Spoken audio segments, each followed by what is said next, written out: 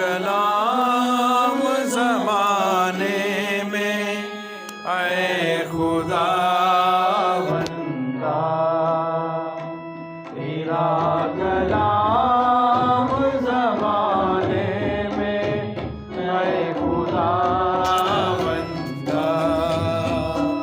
असर दिखा के रहा इसकी रूप में आया, असर दिखा के रहा इसकी रूप में आया। तेरा कलाम ज़माने में है खुदावंदा, तेरे कलाम ने रातों को रोशनी बख्शी, तेरे कलाम ने रातों को रोशनी बख्शी, तेरा कलाम ने तूफान का रुख बदल डाला, तेरे कलाम ने तूफान का रुख बदल डाला। असर दिखा गया जिसकी रूप में आया, असर दिखा गया जिसकी रूप में आया। तेरा कलाम ज़माने में है खुदावंदा। खुदाम तू जो अजीम है और तेरा कलाम भी अजीम है, जो बरकतों से माला माल है, जो कम नहीं होता बढ़ता ही रहता है। तेरे सामने सजदा रेज हैं तेरे कलाम की आवाज़ सुनने के लिए। तो अपने बंदा को अपनी ताकत, अपना फहम, अपनी दनाई ता फरमा, और तेरी दनाई की बातें सुनकर हम अपनी जिंदगियां संवार सकें। तेरा शुक्र हो, हमारी जानों को, हमारे ज़हनों को तैयार कर और पाकरूप तेरा तकदीस करे कि हम तेरी ज़बान समझ सकें। मांग लेते हैं तेरे प्यारे बेटे मसीह खुदा के नाम में, आमीन। तशरीफ रखें। मैं अपने मकामी पास से जनाब नासिर को दावत दूंगा कि वो कलाम शेख।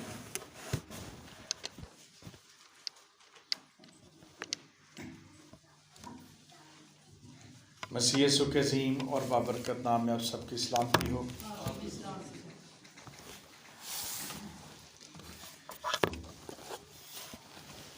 यशायाह की किताब में से हम इन दिनों में खुदा का कलाम सुन रहे हैं और बहुत सारी चीज़ें हमें याद हो चुकी हैं। टेस्ट से काम चलता है, ठीक है जी, टेस्ट से चलते हैं। यशायाह, नाम यशायाह जो है, इसका क्या मतलब है? यहोवा निजात है, खुदावंद निजात है। और आज कौन सा चैप्टर है? वेरी गुड, ये सबसे मुश्किल सवाल था क्योंकि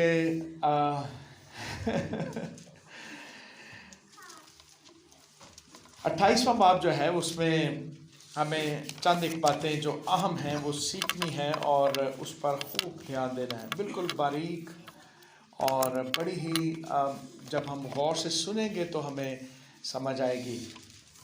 और पीछे जो बच्चे हैं संडे स्कूल के, सबको मैं यही कहूँगा कि वो गौर से सुने, ठीक है। ये ना हो कि सारा कलाम जो है वो हवाला निकालते या हवाला बताते निकल जाए या बातों में निकल, ठीक है, पक्का? हाँ जी नाया, समरना, हाँ जी बच्चों, सुनेंगे गौर से, सब गौर से, ध्यान इधर होगा, ठीक है, पक्की बात।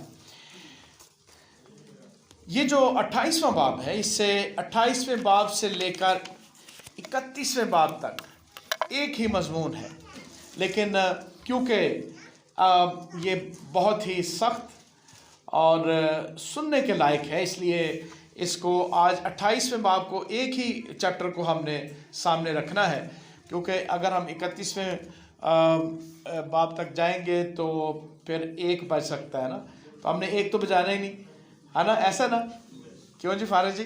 1 नहीं ना बजना चाहिए। जैसे चर्च आते हुए 10 नहीं बजने चाहिए, है ना? क्या नहीं बजने चाहिए? 10 नहीं बजने चाहिए। 10 जब हम यहाँ पे आए तो फिर ही बजे, ऐसे ही है ना? हाँ या ना? पक्की बात नहीं? चर्च आने से अबलीस रोकता सा। ओ अबलीस नो असी कुछ नहीं आखना। हाँ जी, ਇਹਦੀ ਐਸੀ ਦੀ ਤੈਸੀ ਇਹਨੂੰ ਤੇ ਅਸੀਂ ਅਸੀਂ ਇਹਨੂੰ ਬਹੁਤ ਜੁੱਤੀਆਂ ਮਾਰਾਂਗੇ, ਤੁਸੀਂ ਫਿਕਰ ਨਾ ਕਰੋ।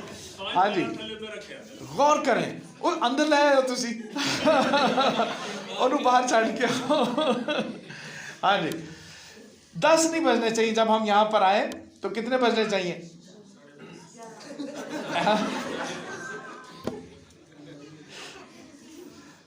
अगले संडे खाना भी होगा, और जो खाना दे रहे हैं उनकी है कि वो नहीं बताना चाहते।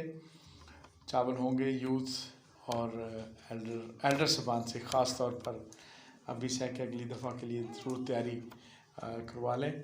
शायरबानी भी होगी ना, वो मेरे ख्याल 1 तारीख होगी, पहले को होगा संडे। तो 10 बजे हमने शुरू कर देना है, चाहे मेरे साथ बेंच ही गाएं, ठीक है ना? हमने 10 बजे शुरू कर देना ना, और 10:30 पौने 11 पैगाम शुरू कर देना, चाहे कौन सुने? बेंच ही सुने, ठीक है ना? और ताकि बड़ा अच्छा लगता था कि आपको फ़िक्र होती थी जब हम इस तरह कर रहे थे, तो आपको क्या थी?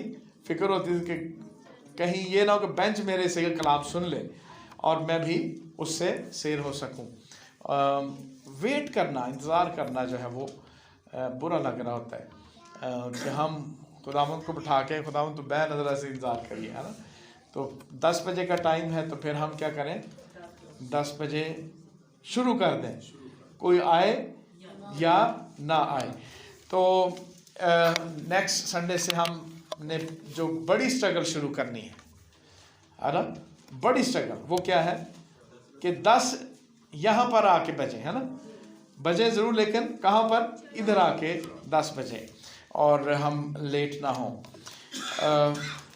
28वें बाब से 31वें बाब तक जो हमने सुनना है, अभी हमने गीत में गाया, तेरा कलाम क्या करता है?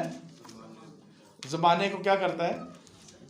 लेकिन आगे क्या लिखा? तूफानों को मोड़ देता है या रोक देता है। लेकिन कलाम मुक़द्दस जब हम इस हिस्से में जाते हैं 28वें बाब में, तो जो हवाला जात हमने पढ़े उसमें हमने जो सुना कि वो सिनमा ना हुए, क्या ना हुए? उन्होंने गौर ना किया, उन्होंने उसको ना सुना। सामरिया, इसराइल, इफ्राहीम, ये ऐसे इलाके थे जिनके लिए इसमें बारे नबूवत है। इन तीनों अबवाब में, 28वें चारों बाब में 31वें बाब तक बारे नबूवत किसके बारे में है? इसराइल, सामरिया और इफ्राहीम। और इसमें जो आज की बात है कि खुदा ने इनको किस तरह से, इनका गुनाह क्या था, इनको सज़ा कैसे दी, और फिर अपना बकिया कैसे बचाया। 3 हिस्से। कौन सा? इनका गुनाह क्या था, इनको सज़ा कैसे दी, और इनमें से बकिया को किस तरह से बचा लिया। आज अहम हिस्सा है, इसमें थोड़े मुश्किल अल्फाज भी हैं, ज़रूर हम उनको भी कोशिश करेंगे कि याद कर सकें। उनका गुनाह क्या था? यानी अगर हम सामरिया, इसराइल और इफ्राहीम, इसराइल इफ्राहीम के लिए भी लफ्ज़ इस्तेमाल हुआ, सामरिया के लिए भी इसराइल लफ्ज़ इस्तेमाल हुआ, क्योंकि शुमाली सल्तनत का जो दारुल खिलाफा था वो क्या था? सामरिया था। ये तीनों अल्फाज बनी इसराइल के लिए, जो इब्तदाई कलीसिया है, जो खुदा के लोग हैं, इसराइल खुदा के लोग, खुदा का महबूब, उनके लिए बारे नबूवत, और उनमें से बहुत सौ ने खुदा का कलाम जाना, सुना, उसका तजर्बा किया। खुदा के कलाम को क्या किया? सुना, जाना और उसका क्या किया? तजर्बा किया।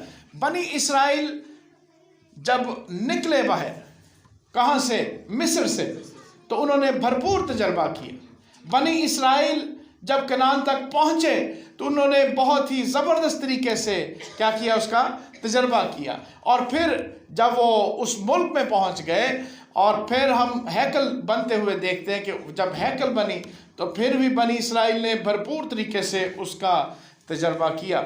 इसी चैप्टर में एक मिसाल भी दी गई है और वो किसान की है, और उस तजर्बे के सबब से खुदा ने वो एग्जाम्पल दी जो किसान के हवाले से है, जो हम आगे जाकर सुनेंगे। लेकिन ख़ास बात क्या है कि हम याद करें कि उनका गुनाह क्या था और उसने उनको सज़ा खुदा ने किस तरह से दी। पहली जो गुनाह है उसके हवाले से जो उनकी कंडीशन है, उनके गुनाह की हालत में, वो 28वें बाब की पहली आयत पढ़ते हैं जी।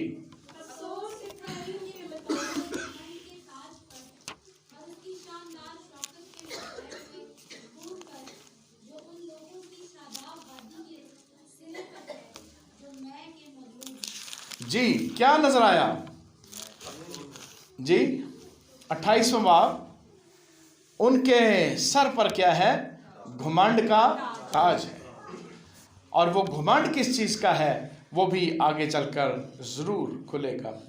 इसमें मैं जो है वो यानी किसी भी चीज़ के नशे में होने के लिए सिंबॉलिकल बात की गई है।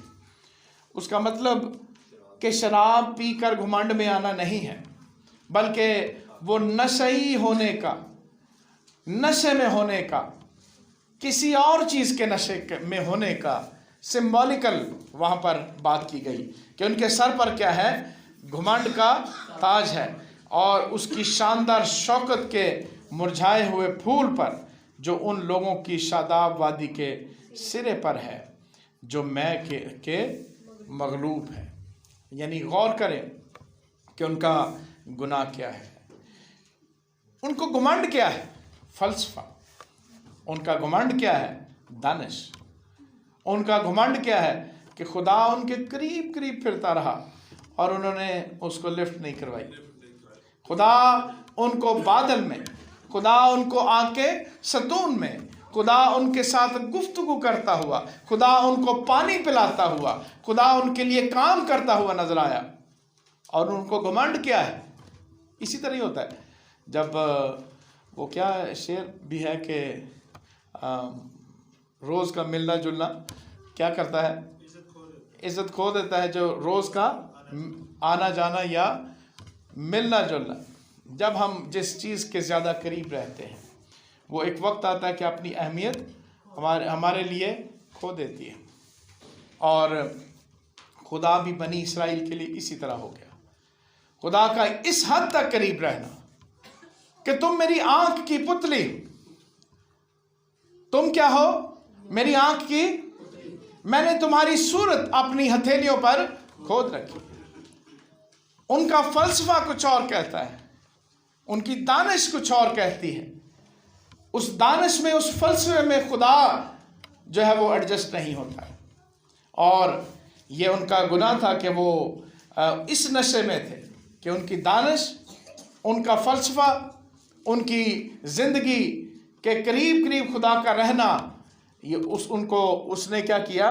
घुमंडी बना दिया था। कलीसिया को भी बना दिया है।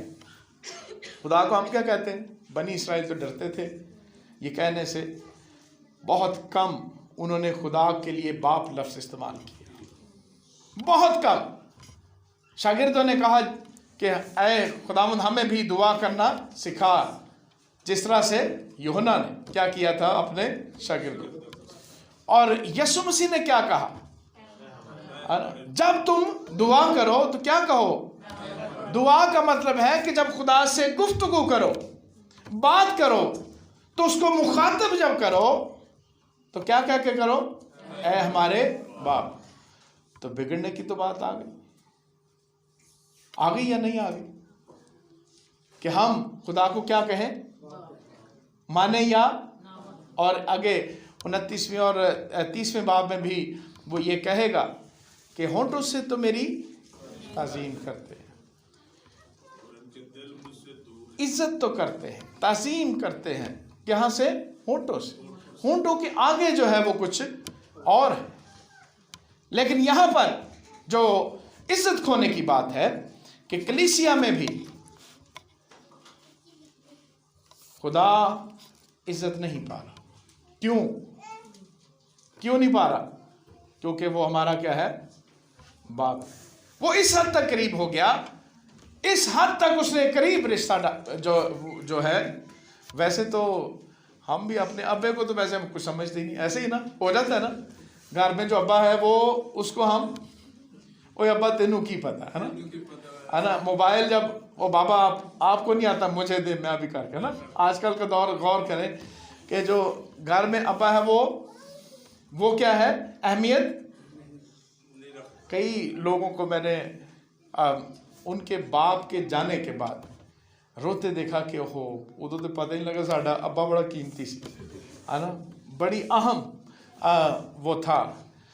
इसी तरह बनी इस्राइल जब किसी जगह भी फंसे, किसी जगह भी उनको मुश्किल बनी, असीरी में चले गए, मिस्र उनको ले गया, बाबल उनको ले गया, असूर उनको ले गया, उनके मुल्क उनको उसको कब्जे में किया। जब उसके लोग ख्वाजा असरा बनाए गए, उसके जवान, उनको शेरों की गारों में डाला गया, तो फिर कौन याद आया? अब्बा याद आया। और फिर खुदा ने यानी खुदा बाप ने उनको क्या किया? उस मुसीबत में से निकाला। सो पहली बात कि उनके क्या है, घुमंड का ताज उनके सर पर है। दूसरी चीज भी हम देखते हैं जो हमने 28वें बाब की 12वीं आयत में पढ़ी। जी पढ़िए। जिनको उसने फरमाया कि आराम है तो थके मांदे को आराम दो, और ये ताज़गी है पर वो शिरमार ना हो। यानी अल-मसीह ने भी यही कहा, यसु मसीह ने भी क्या कहा? मत्ती की इंजील में हमने जो पढ़ा, क्या है? बोझ से और थके मांदे और बोझ से दबे लोग, थके मांदे जो थक चुके हैं, और किसके नीचे दबे हैं? बोझ के नीचे। सब क्या करो मेरे, मैं तुमको क्या दूंगा? हम गौर करें कि बनी इस्राइल यशाया की इस हिस्से में गो कि ये जो पेशगोइयाँ की गई चारों बाब में, ये 705 से लेकर 701 कबल अज़ मसीह पूरी हो चुकी। यानी किन के साथ? इस्राइल, इफ्राहिम और सामरिया के साथ ये पेशगोइयाँ जो थी, वो खुदा ने इतना रगड़ा दिया इनको, और कैसा रगड़ा दिया वो आगे चलकर हम देख लेंगे। लेकिन खुदा उनको उस वक्त से कहता था, सब क्या करो मेरे पास लो, ये लो, ये ताजगी, और ये लो कि ये क्या है? आराम और क्या है? ताजगी है, ये ले लो।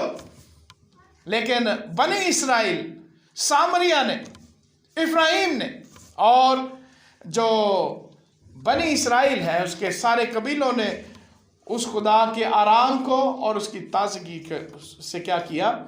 इनकार की और शिनवाना हुए। मत्ती की इंजील में भी कलीसिया को भी यही कहा गया। कलीसिया क्या? दुनिया के लोगों को यह कहा गया, लो मेरे पास आओ, मैं तुमको क्या दूंगा? क्या करो? जुआ उतार दो। कौन सा जुआ? बोझ का जुआ उतार दो, और कौन सा पहन लो? मेरा जुआ पहन लो, जो क्या है? हल्का है। और कलीसिया जुआ उतारने के लिए तैयार नहीं होती। वो बोझ के नीचे वो थकना पसंद करती है, और वो थकावट जो है वो किस किस चीज़ की है वो भी हम आगे चलकर ज़रूर देखेंगे। पहला बोझ जो उनके ऊपर जो उस वक्त था, अगर हम इसी 28वें बाब की 13वीं आयत देखें तो हमें पहला बोझ नजर आएगा। जी।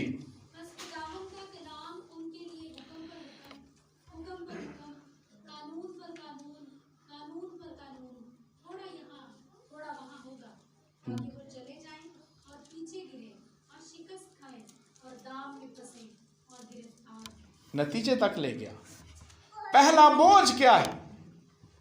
वो गलत तालीम, खुदा के कलाम को गलत तरीके से समझना, गलत तालीम का बोझ खुदा ने फिर शरीयत के नीचे दिया। उनके लिए हुक्म पर हुक्म और हुक्म पर हुक्म, और फिर क्या? कानून पर कानून, ताकि नतीजा क्या हो? क्या नतीजा हो? शिकस्त खाएं, फंसे, पीछे चले जाएं।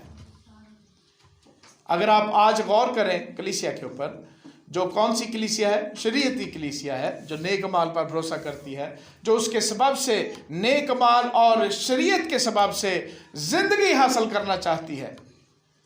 वो जिस शरीयत के नीचे फंसती है, जिस शरीयत के नीचे रहती है, वो इसीलिए है कि खुदा ये चाहता है, क्योंकि खुदा किसी की हलाकत नहीं चाहता। वो शिनवा नहीं हुए, उन्होंने बोझ को नहीं उतारा। खुदा ये चाहता है कि वो हुक्म पर हुक्म फिर पूरा करो, भाई कानून पर कानून पूरा करो, और नतीजा क्या हो? शिकस्त खोरदा कलीसिया।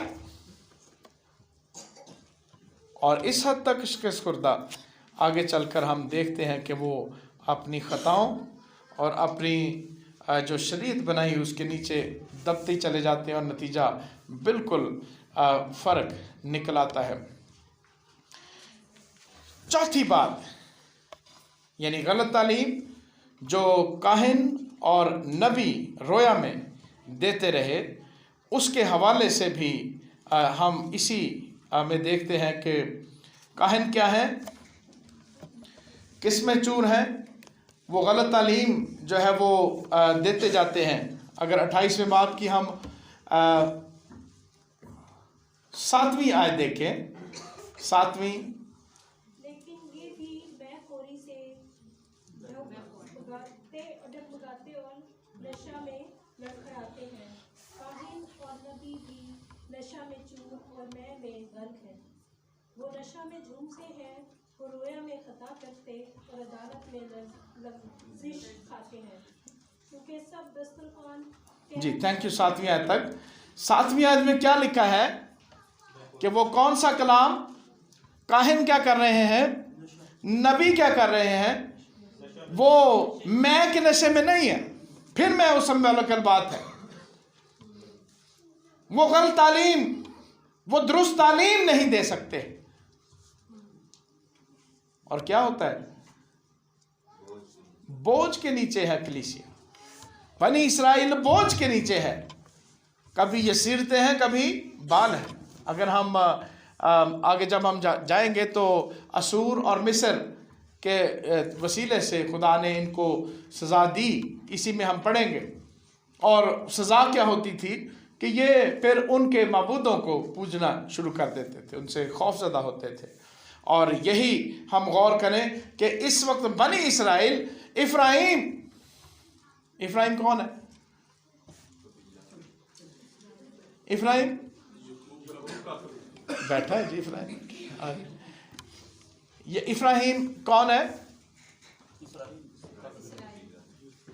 यूसुफ का बेटा है ना, छोटा बेटा। बड़ा कौन सा था? मनस्सी। और जब बरकत दी याकूब ने, तो इफ्राहिम को बरकत जो है वो दे दी। और यूसुफ ने ये कहा कि बड़ा तो मनस्सी है, लेकिन उसने कहा मैं खूब जानता, मुझे मालूम है कि बड़ा कौन है। और इफ्राहिम और मनस्सी के लिए उसने कहा ये दोनों मेरे हैं, इसके बाद जो औलाद होगी वो आज वो तेरी होगी, ये दोनों क्या है? मेरे हैं। और इस तरह जो लावी कबीला था उसको क्योंकि कहानत में ले गया खुदा, और वहाँ पर हिस्सा नहीं मिला। किसमें? जो मुल्क मौदा मुल्क था उसमें उसको हिस्सा नहीं मिला। इसका मतलब 11 रह गए। और यूसुफ को भी हम इफ्राइम में जब गिनते हैं तो फिर यूं 12 कबीले जो हैं वो वहाँ पर उसको हम मनस्सी और यूसुफ इफ्राइम जो है वो हमें नज़र आते हैं। इस तरह 12 कबीले पूरे होते हैं। सो इफ्राइम जो है उसका घमंड, उस कबीले का खुदा से दूरी, लेकिन दबे किसके नीचे है? बोझ के नीचे। उसके काहिन और उसके नबी, लेकिन आज के दौर में कलीसियाई तौर पर तालीम देना मुश्किल काम है। तालीम देना क्या है? मुश्किल काम। अगर हम रूटीन में चलते रहे ना, जो इर्द गिर्द काम चल रहे हैं उसी में चले जाएं। जैसे मुझे चंद दिन पहले यहाँ पर एक जो कचरा उठाते हैं रक्शे पे, वो उसे नॉक किया, वो आया कि वो जी मेरे बच्चे को कुछ बात दी चीज़ तंग कर दी। तो हमें असलम बरकत ने बताया कि आप उनके पास चले जाएं। तो मैंने कहा ठीक है, आप संडे को आ जाएं, बच्चे को भी ले आएँ, इतवार वाले दिन आप 10 बजे आ जाएं तो देखेंगे क्या है उसको। तो वो नहीं आए। और अगर रूटीन का काम होता है कि मैं कहता अच्छा यार 1-2 काम होंगे, एक तो ज़रा लाग समझ आएगी अगले में कि बंदा भेजा है ना, तो हम जल्दी से क्या करें, पकड़ें और जल्दी से क्या करें, बाजा तबला सीधा करें। हाँ जी, और उसे कहें अभी लेके आ जरा, अभी हम अगली इसकी ऐसी की तैसी है ना, ऐसे कर दें। तो अगर हम क्या करें, रूटीन में काम वो जैसे चल रहा है दुनिया में, लेकिन उनको सिखाने की ज़रूरत थी। जिसको खुदा का इल्म नहीं है, उसके मुताबिक उसे किसी बाहर की चीज़ ने क्या कर रखा है, पकड़ रखा है। जब खुदा साथ नहीं तो फिर कोई भी ना हो, कोई बाहर की चीज़ ना हो। जब खुदा के साथ रिश्ता नहीं तो कोई बाहर की चीज़ ना हो। तो मुसीबत तो है कि किसके नीचे हैं हम? बोझ के नीचे हैं। जब खुदा के साथ क्या ना हो, रिश्ता ना हो। गौर करें। और अगर हम रूटीन की बात करें कि आ जाओ भाई जल्दी से, है ना, अंधे जो है वो देखते हैं और लंगड़े, और गौर करें कि कलीसिया बोझ के नीचे है। किसी अंधे ने अभी तक शायद ही, मैं आपको प्रोसेस ऑफ सल्वेशन की आप बता चुका, 2% कलीसिया को माबूद प्रस्ती, किस्मत प्रस्ती, देवता प्रस्ती के नीचे से निकाल, शायद ही, है ना, ऐसा ही है ना। तो मुश्किल काम है। लेकिन क्या कहा कि नबी और काहिन, उनको कोई फिक्र नहीं, वो अपने नशे में। अंधे क्या करते हैं, देखते हैं लंगड़े चल रहे हैं। अगर लंगड़ा चल भी पड़ेगा तो जरा मौत में जल्दी जाएगा जो चालू जो पड़ा, है ना। और अगर लंगड़ा जिंदगी को जानेगा तो वो लंगड़ा भी रहेगा, तो फिर भी क्या है, फायदेमंद है या नहीं है। अगर अंधा खुदा के साथ रिश्ता रखता है, आंखें ना भी हो, काम चलता है कि नहीं चलता। इस बदन ने क्या करना है, खत्म हो जाना है। ये हमारा क्या है, अबदी और अजली दुश्मन। सो काहिन और नबी इसमें फंसे हुए हैं। और फिर गुनाह की मुकम्मल हालत देखने के लिए हम ज़रूर देखें 28वें बाब की 8वीं आयत।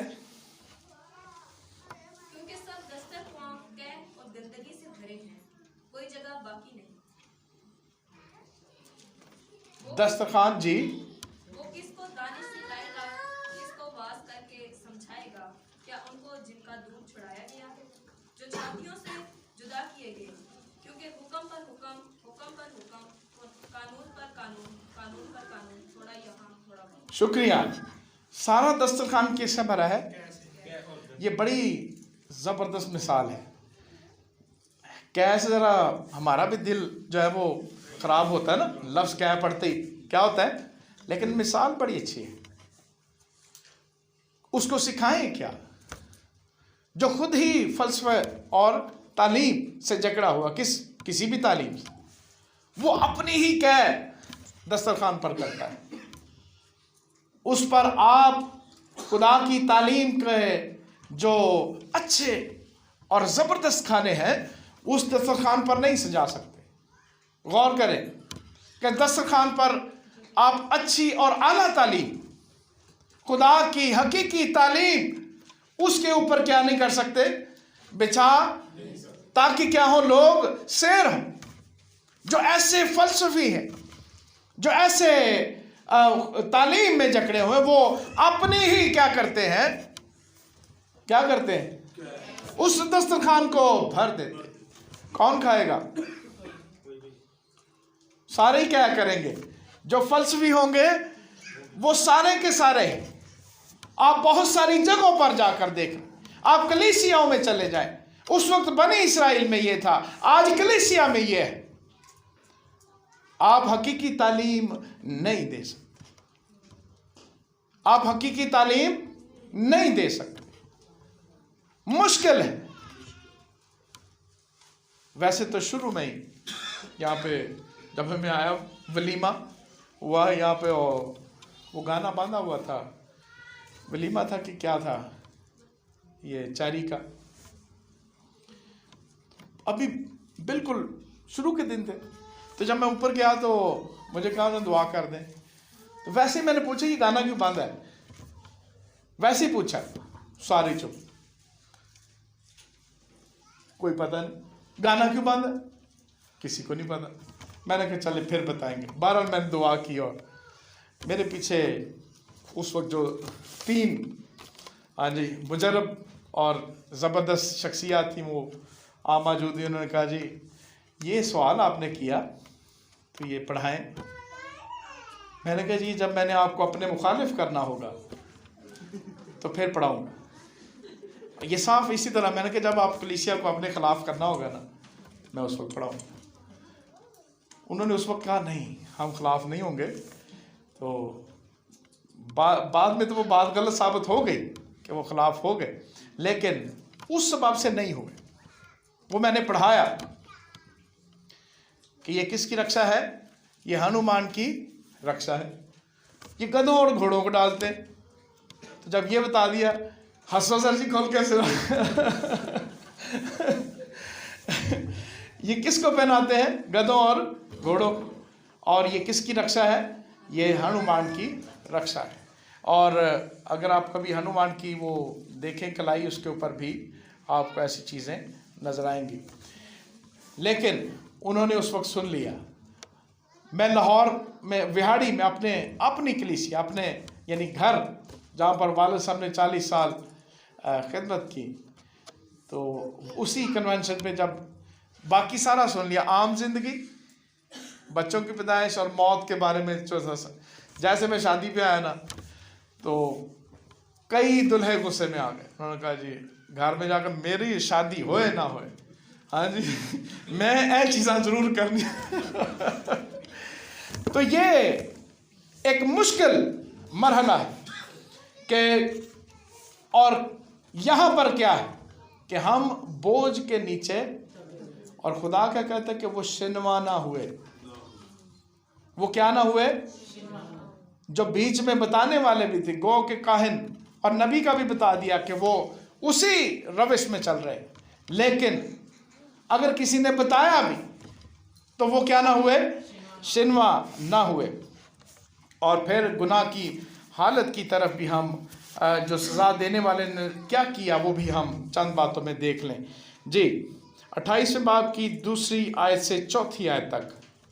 देखो खुदावन के पास एक जबरदस्त और जोर आवर शख्स है जो उस आंधी की माने जिसके साथ ओले और बादे समूह की माने और सैलाब शदीद की माने जमीन पर हाथ से पटक देगा।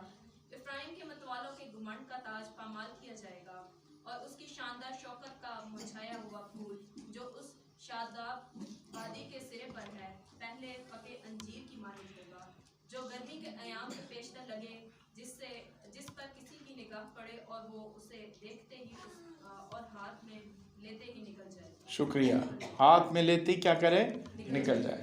ये 2 लफ्ज़ इस्तेमाल हुए, बादे समूह और एक सैलाब शदीद। किसका है सैलाब? ओलों का। ओले ठंडे होते हैं, है ना, ओले क्या है, वो ठंडे हैं। और बादे समूम यानी बाद हवा, और समूम यानी गर्म हवा, और फिर तेजाबी हवा और ऐसी हवा जिसमें जहर है।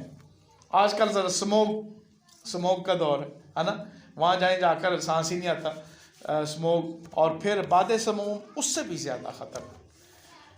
खुदा ठंडे और गर्म के साथ मारेगा, है ना। क्या करेगा? ठंडे और दोनों ही हो सकते हैं, ठीक।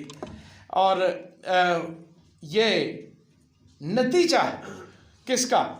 कि वो शिनवा ना हो। वो क्या ना हुए? उन्होंने ना सुना। उसके काहिन और नबी क्या हुए? वो उसी घमंड में हैं और वो खुदा के बोझ को उठाना पसंद नहीं करते हैं। 28वें बाब की 21वीं और 22वीं आयत जो है वो भी हम पढ़ लें।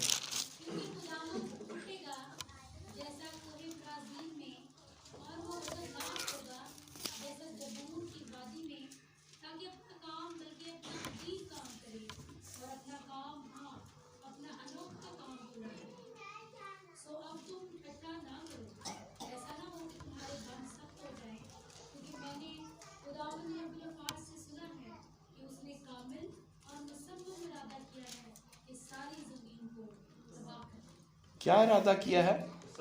कि वो सारी ज़मीन को क्या कर देगा? तबाह कर देगा। और इस तबाही का सबब क्या है? वो घमंड, वो गलत तालीम, वो काहिनों और नबियों का रवैया, वो हालत जिसमें इंसान खुदा के बोझ के नीचे आने के लिए तैयार नहीं है, जो खुदा के कलाम को सुनने के लिए तैयार नहीं है। और हकीकतन अब उसने कहा कि ऐसा होगा। कैसा होगा? क्योंकि खुदावंद उठेगा जैसा कोहे परसीम में हुआ, और खुदा ने वहाँ पर फतह हासिल की। और इसी तरह दूसरा भी उसने जबाउन का जिक्र किया, जबाउन की वादी में भी खुदा ने फतह हासिल की, और ये करेगा कि वो सारी की सारी ज़मीन को क्या करेगा? तबाह करेगा। वो तबाही क्या है? दरअसल वो इंसान ने अपने ऊपर खुद ले ली। तेरे गुनाह के सबब से ज़मीन लानती हुई। इंसान के दिल के तसव्वुरात सदा ही क्या है? बुरे हैं, और वो कभी भी इन तसव्वुरात से बाहर आने के लिए उसको मुश्किल है। लेकिन खुदा बकिया को बचाएगा। उसमें से किसको? शरीयत के साथ उसने धकेल भी दिया, हुक्म पर हुक्म, है ना, धकेल दिया कि ये शरीयत पूरी करते रहे। अगर मेरे जुए के नीचे नहीं आते, मेरे बोझ के नीचे नहीं आते, तो शरीयत के बोझ के नीचे ठीक है, पीछे चले जाएं, और नतीजा उनके लिए कुछ और निकले। बकिया बचाएगा। 28वें बाब की दूसरी आयत। देखो, खुदावंद के पास एक जबरदस्त और जोरावर शख्स है, जो उस आंधी की मानित जिसके साथ ओले हों, और बादे समूह की मानित और सलाबे शदीद की मानित जमीन पर अपना हाथ पटक देगा। इफ्राइम के मतवालों के घमंड का ताज पामाल किया जाएगा, और उस शानदार शौकत का मुरझाया हुआ फूल जो उस शादाब वादी के सिरे पर है, अपने पके अंजीर की मानित होगा, जो गर्मी के आम में पेशतर लगे, जिस पर किसी की निगाह पड़े और वो उसे देखते ही और हाथ में लेते ही निकल जाए। शुक्रिया। खुदावंद के पास क्या है? एक ज़बरदस्त और जोरावर क्या है? शख्स है। लेकिन जब वो दुनिया में आया तो उससे ज़्यादा कमज़ोर कोई भी नहीं था। उसकी सूरत गोया कैसी थी? हाँ, यशाया में लिखा है कैसी थी? मारा और कूटा हुआ, हकीर और मरदूद, है ना, उसकी सूरत ऐसी। यसु मसीह को कोई भी शायद देखकर ये न समझ सके कि ये कौन है? ये कामिल खुदा है। कोई भी ना देख के, कोई ना जान सके। उसे हैकल में से निकाल देने की कोशिश की। जब उसने यशाया का सहीफा, है ना, पढ़ा, तो इबादत खाने में से उसको क्या किया? निकाल कर पहाड़ से गिरा देना चाहते, और वो फिर चोरों और डाकों के हाथ आया, उसको मारा, है ना। ऐसा ही हुआ ना, वो उसको बर्बाद किया, उसके बदन को उधेड़ दिया, उसके बदन का वो हाल किया जो आम इंसानों का किया जाता है। लेकिन यहाँ पर क्या लफ्ज़ इस्तेमाल हुआ है कि खुदावंद के पास एक कौन है, एक ज़बरदस्त शख्स है। 16वीं आयत भी पढ़ें, वो करेगा क्या? इसलिए खुदावंद खुदा यूं फरमाता है, देखो मैं सिय्योन की बुनियाद के लिए एक पत्थर रखूंगा, आजमूदा पत्थर, मुहकम बुनियाद के लिए कोने के सिरे का कीमती पत्थर, जो कोई ईमान लाता है कायम रहेगा। जी, कौन है वो क्या है? सयून की क्या है? बुनियाद। कोने के सिरे का पत्थर सयून की क्या है? बुनियाद है। वो कलीसिया की बुनियाद है, और कलीसिया की बुनियाद में कोई और माबूद मौजूद नहीं है। कलीसिया की बुनियाद में गलत तालीम की बुनियाद मौजूद नहीं है। कलीसिया की बुनियाद में शरीयत, जिसको लानत कहा गया, उसकी लानत से क्या है? वो आजाद है। ये शरीयत की अब कलीसिया की क्या है? बुनियाद है, जो कोने के सिरे का पत्थर है। वो करेगा क्या? कैसे बकिया को बचाएगा? 17वीं और 19वीं आयत देखिए। और मैं अदालत को सूद और सदाकत का साहूल बनाऊंगा, सदाकत को साहूल बनाऊंगा, और तुम्हारा अहद जो मौत से हुआ और ओले झूठ की पनागा को साफ कर देंगे, और पानी झुकने के मकाम पर फैल जाएगा, और तुम्हारा अहद जो मौत से हुआ मनसूख हो जाएगा, और तुम्हारा पैमान जो पाताल से हुआ कायम न रहेगा। जब सजा का सैलाब आएगा तो तुमको पामाल करेगा। शुक्रिया। क्या कहा? 17वीं आयत से 19वीं आयत रहेगी। जी पढ़ दीजिए। और गुजरते वक्त तुमको बहा ले जाएगा, हर सुबह और शबो रोज आएगा, बल्कि उसका चर्चा सुनना भी खौफनाक होगा। शुक्रिया। दो चीज़ों का, अदालत और सदाकत को क्या करेगा? क्या करेगा? गौर से देखिए। एक को साहूल और एक को क्या? सूद। जिससे साहूल है ना, दीवार सीधी बनती है, और उसके ऊपर जो सूद होता है, वो दोनों उस सीधी दीवार को कायम करने के लिए वो दोनों का होना ज़रूरी है। इसी तरह नजात का होने के लिए अदालत का और सदाकत का होना ज़रूरी है। प्रोसेस ऑफ सल्वेशन, अदालत यानी तस्दीक, अदालत यानी तस्दीक की बात है कि खुदा ने हमें क्या किया? रास्तबाज ठहराया, बेल आउट किया, गुनाह और मौत के नताइज में से बाहर लेकर आया। और फिर दूसरी चीज सदाकत, तकदीस। दूसरी क्या है? तकदीस, पाक किया जाना। रूल कुछ हमें क्या करे? हमारी फितरत से हमें मसीह की फितरत पर लेकर जाए। हमारी फितरत बोझ के नीचे रहने की है। हमारी फितरत क्या है? और मसीह की फितरत क्या है? आज़ाद करने के लिए। मैं इसलिए आया। किस लिए आया? कि क्या करूं? खोए हुओं को ढूंढूं। वो इसलिए आया। वो ढूंढता और क्या करता है? निजात देता है। और अदालत और सदाकत से इस तरह से बकिया को बचाया जाए, और फिर सदाकत फलदार हो। क्या हो? सदाकत क्या हो? फिर बोलिए, सदाकत क्या हो? सिर्फ हमारी तकदीस ना होती रहे, बल्कि वो क्या हो? फलदार हो। 22वीं आयत से 29वीं आयत तक मिसालें दी गई हैं। एक ही मिसाल है। उसने सवाल किया है, क्या किसान हर वक्त हल फेरता रहता है ना? उसमें से वो जो पत्थर और ऐसी चीजें निकालता रहता है, जड़ी बूटियां, ऐसे ही है। हर वक्त वो यही काम करता रहता है। क्या करता है? जब पत्थर निकाल देता है, जब उसको जरखेज बना लेता है, जब उसको नरम कर लेता है। और बनी इसराइल से यही शिकायत थी कि वो चाहते हैं कि सिर्फ खुदा क्या करता रहे? वो रोड़े बट्टे करता रहे ना। हल ही चलाता रहे। किसान जब नरम कर लेता है तो बीज बोता है, और वो बीज इसलिए बोता है कि वो क्या हो, वो फलदार हो। जब तस्दीक का मरहला हो गया तो तकदीस क्या हो, सदाकत क्या हो, फलदार हो। वो क्या हो, फलदार हो। खुदा सिर्फ रोड़े बट्टे ना करता रहे। और यही इतराज उसने इफ्राइम पर किया कि तुम सिनवा जिनके पत्थर निकालने पड़ते हैं, जिस कलीसियाओं के हमेशा ही पत्थर क्या हो, रोड़े पत्थर निकालने की जरूरत पड़ती रहे, वहां पर बीज नहीं बोया जा सकता। और जो कलीसिया सिनवा होती है, जो सुनती है, वो क्या है, उसकी सदाकत क्या है, फलदार होती। ऐसा नहीं होता कि फिर अगले इतवार वटे रोड़े करिए, है ना, फिर उससे अगले इतवार भी क्या करें, क्या करें, पत्थर काट दे रही, एक्सीवेटर लाइए, बड़ा पंजा मार रहे, बड़ा पत्थर, है ना।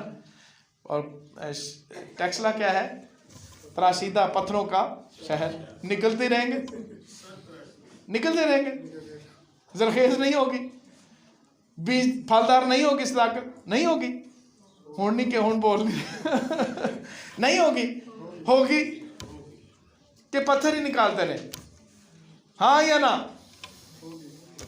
होगी, अगले साल होगी, उससे अगले साल कश्मीर आजाद होने तक उधार क्या है, बंद है, लिखा होता है दुकान पे, ऐसे ही है, कश्मीर आजाद। हालांकि कश्मीर अपनी जगह आजाद ही है, इधर उधार बंद ही बंद रहना है ना। रोड़े और पत्थर निकालने का काम खुदा को हमेशा हम देते रहते हैं। अगर हम इस 28वें बाब की 6ठी आयत भी देखें, 5वीं, 6ठी और 7वीं आयत, 6ठी आयत देख लेते हैं जी। अदालत की बस्ती पर बैठने वाले के लिए इंसाफ की धूप और फाटकों से लड़ाई को दफा करने वालों के लिए तवानाई हो। कौन, 5वीं आयत 7 पढ़ लेते हैं, कौन तवानाई होगा? उस वक्त रब्बुल फाज अपने लोगों के बकिया के लिए शौकत, अफसर और हुस्न का ताज। जी, जिनके पत्थर निकाले गए उनकी ताकत कौन? रब्बुल फाज, कोने के सिरे का पत्थर, कलीसिया की जो बुनियाद है ना, वो क्या होगा? ताकत, वो अफसर, वो आगे क्या लिखा है, जो लड़ाई को क्या करेंगे? दफा कर। लड़ाई क्या है? लड़ाई क्या है? हम खुदा के सामने क्या है, जब आप ये देख रहे हैं इफ्राइम में से कि वो क्या थे? घुमंड, और क्या था? फलसफा और दानिश की बात थी। और फिर वो शिनवा नहीं होते थे, वो अपनी ही कैद से क्या होते थे? सैर होते थे। लेकिन हम जो कलीसिया है वो क्या करें? हमारी ताकत हमारा खुदावंद, ताकि हम क्या हो? आराम पाए। हम क्या पाए? आराम पाए। मेरा जुआ मुलायम है, मेरा बोझ हल्का है। सो यशाया का बाकी 3 चैप्टर अगले इसी मजमून को जारी रखते हुए, लेकिन हम इस चैप्टर में नतीजे तक पहुंच चुके। हमें करना क्या है? आइए मत्ती 11वां बाब और उसकी कौन सी आयत हमने सुनी थी जी, वो निकालें और मिलकर पढ़ते हैं। मत्ती 11वां बाब, आइए हम सब मिलकर पढ़ें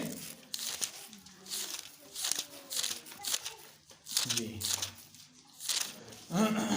क्या लिखा है जी? एल्डर साहब लीड कीजिएगा मेहनत उठाने वालों, जी, मिलके पढ़े सब एल्डर साहब के साथ। मेहनत उठाने वालों और बोझ से लदे हुए लोग, सब मेरे पास आओ, मैं तुमको आराम दूंगा।